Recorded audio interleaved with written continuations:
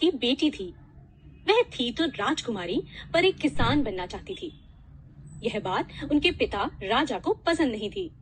जब सुंदरी बड़ी हुई तो उसके पिता राजा ने उसे महल से निकाल दिया। महल से बाहर रहोगी तो जीवन की कठिनाइयों को पहचान पाओगी, तभी तुम्हें होश आएगा।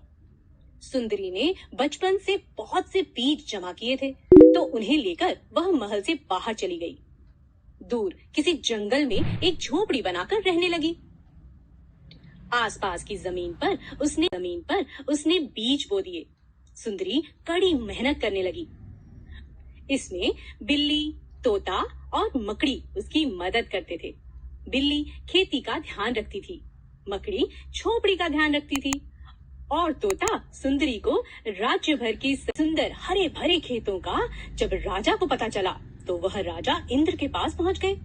उन्होंने इंद्र देवता से सुंदरी को सबक सिखाने की मदद मांगी।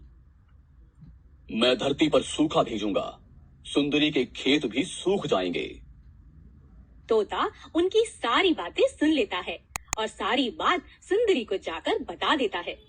सुंदरी ने फैसला किया कि वे नदी किनारे अपना खेत लगाएगी। सूखा तो पड़ा, मगर सुंदरी की फसल हरी भरी ही रही। इसकी फसल को नष्ट करने के लिए मैं धरती पर बाढ़ भेजूंगा। सुंदरी की सारी फसल बह जाएगी तो उसे अक्ल आ जाएगी।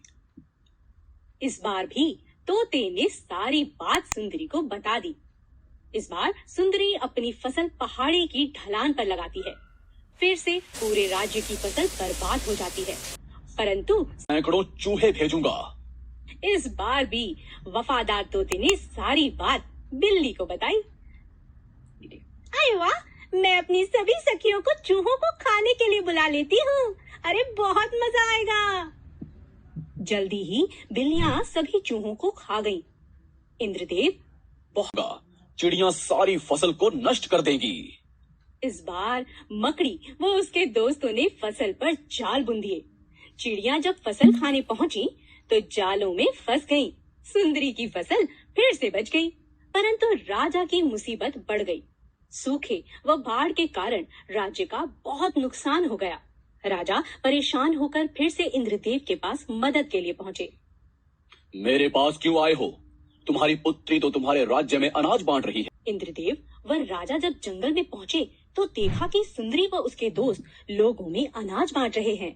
राजा यह देखकर बहुत शर्मिंदा